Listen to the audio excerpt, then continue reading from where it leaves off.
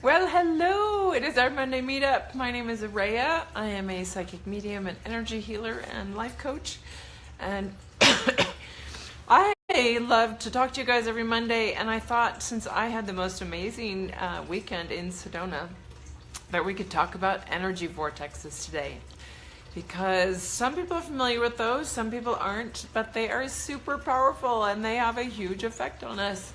And that was my first time getting to Sedona. And I would say that I've heard it for years. I'm sure a lot of you have.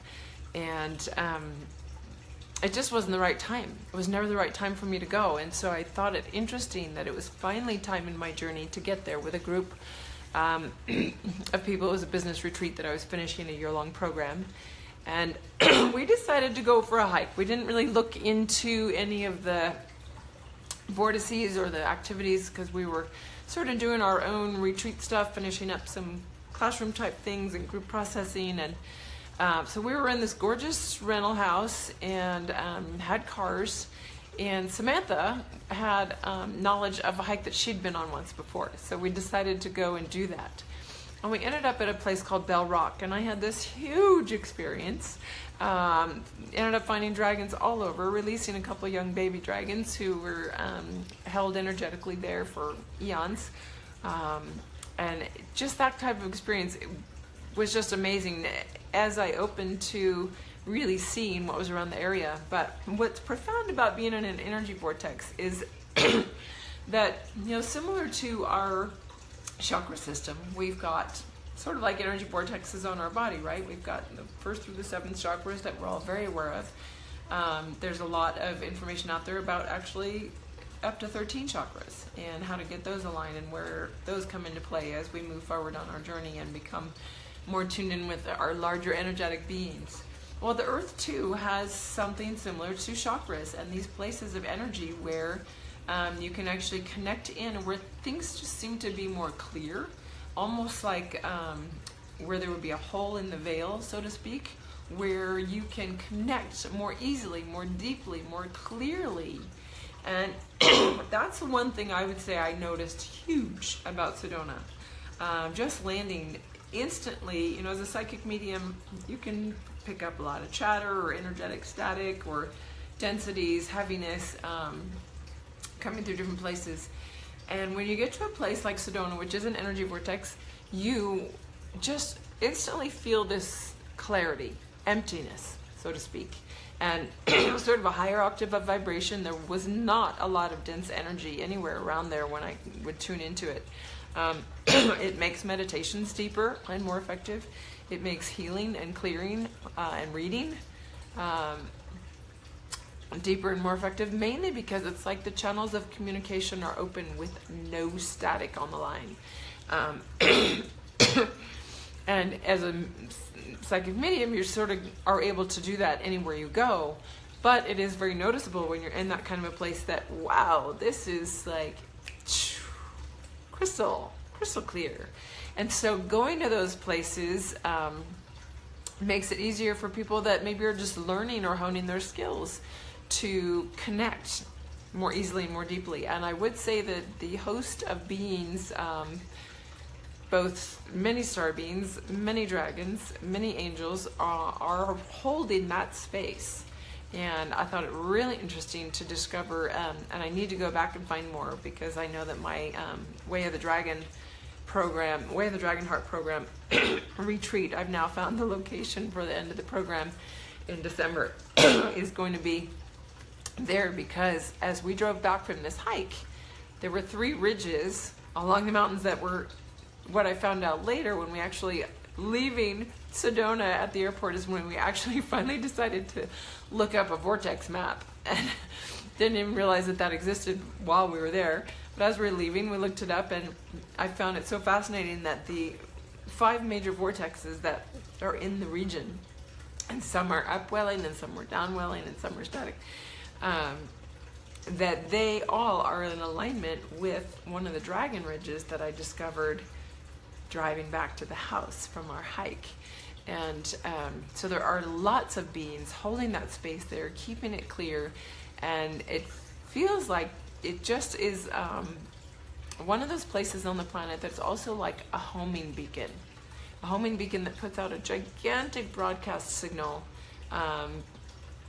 sort of like a GPS marker for other beings to find that place, which, you know, makes it possible for beings that maybe don't have the highest best interest to find that place as well, which is why there's a host of support and protection in place there. So fabulous place to go and learn and experience, and probably take courses if that's available there. But how do you feel Energy Vortexes? How do you know about them? You know, we've talked about what they do for you. And I remember having an experience when I went to Argentina way back. Let's see, my son was 10 months old, so it was 2009. And I spent a month there, and we were on a finca very, very far out, probably a 45-minute drive by dirt roads from the nearest little village, which was fabulous. We didn't have any phones, no running hot water, no running water, except in the showers. Well, actually, that's not true. We had running water, just not any heated water. And so if you wanted to take a shower, you had to build a wood fire about an hour or so beforehand to get all the water hot, and then you had a very nice limited time, but you could get a hot shower. We had wood-burning brick oven to make pizza and bread, and we had a propane gas tank that we could fill when we needed to cook on. But talk about wonderful, no electricity, totally off the grid. And as we discovered while we were there, there was a full ley line of chakra centers for that space. All 7, we discovered all 7 right in a row, and ended up opening and clearing and activating those while we were there. And I know that other people have experiences of that around the planet. So there are these really big ones like Sedona, or I experienced energy like that in Machu Picchu, but even more specifically the whole Sacred Valley, which is why Peru and the Sacred Valley are so popular, and it's written about and well known. For a healing center, for mediums, for psychic crystal healing, all that stuff. It's a very similar idea to Sedona, and they are around the world. So if you have questions about energy vortexes or want to dive in, of course you can do research on Google. Feel free to post here or send me a message, because it's a pretty amazing experience to be in and around it. And so whether you're well on your path and have known about them, or just haven't gotten to them yet, or just beginning your path, I feel like they're in place on the planet as a way to wake people up. You know, before Sedona was big and popular and known for that, people just started going there. And, you know, probably the first people were camping and experienced real deep meditations or clear energies. And so then it became well known, but it's definitely a draw energetically, and it's something that will change you. And you know, I know when you have your first experience of something beyond the physical, where it's tangible. And that's the other thing about energy vortexes. The energy is so much more potent that it becomes tangible, that you can actually have the opportunity to feel it in a stronger way, which is, for a lot of people, that's their awakening. That's where it all starts. And I tell you what, the first time you experience something just beyond this physical realm, and you can have it validated by someone else there, or just, you know it was real by experience, then the doors start going wide open. That's the first crack, right? We get the door unlocked and we start cracking it open, and then explosion of information, explosion of growth, explosion of expansion. And you know, that's what I would wish for every one of you, to have that aha moment of, oh my gosh, there is really something real beyond the physical plane that I can see. And I'm going to allow myself to start opening to what that is, to what that means, what that looks like in my journey, and how that might shift, open, or change me, or bring me new experiences. Because this earth, it's all about school. It's all about learning and becoming a more loving being. And I just know it's interesting. Somebody commented on the video I made in my For the Love of Dragons group on Friday while we were there hiking. I had this amazing experience, and I knew I was so connected to myself. I was so connected to my higher aspect and the truest inside part of me.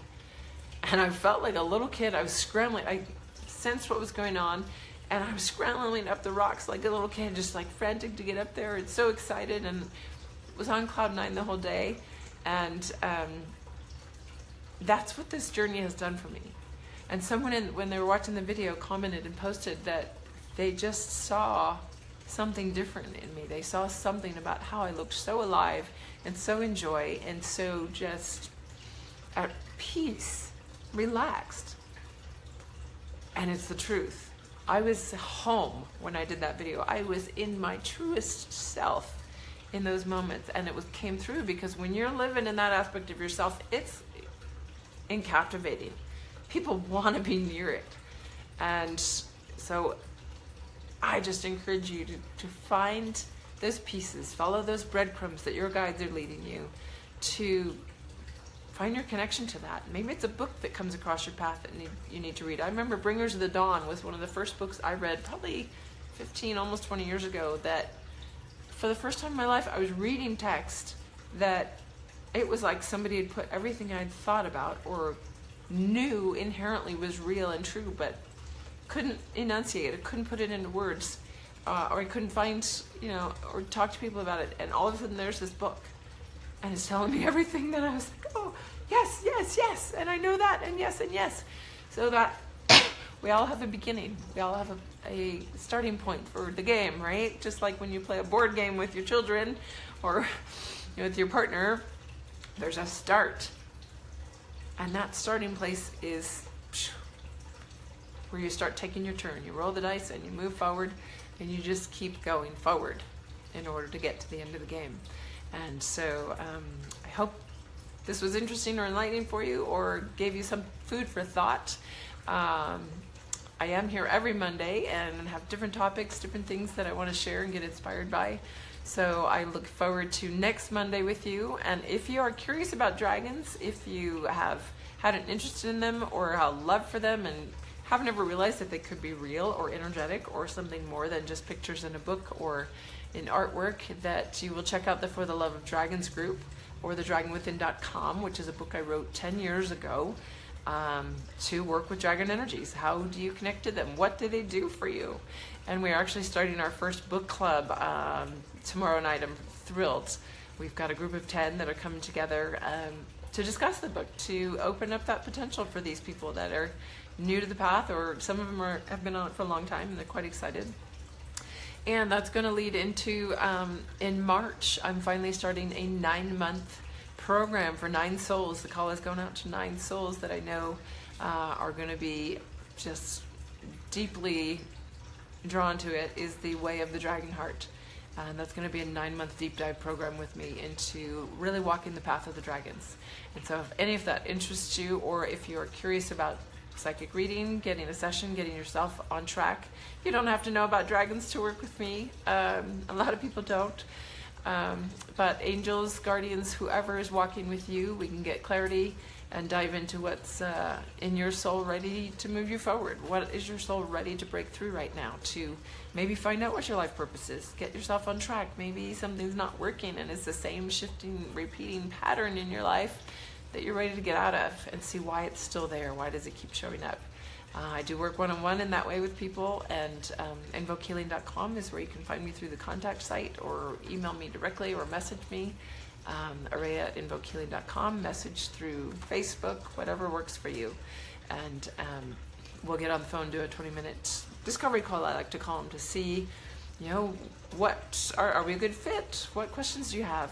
Am I the person that could lead you to the next place? Or maybe I know someone that is and can connect you to them. So any of those tickling your fancy or hitting a chord, that's when you need to listen to Spirit and reach out. So I look forward to connecting again next week, and wish you a fabulous rest of your Monday.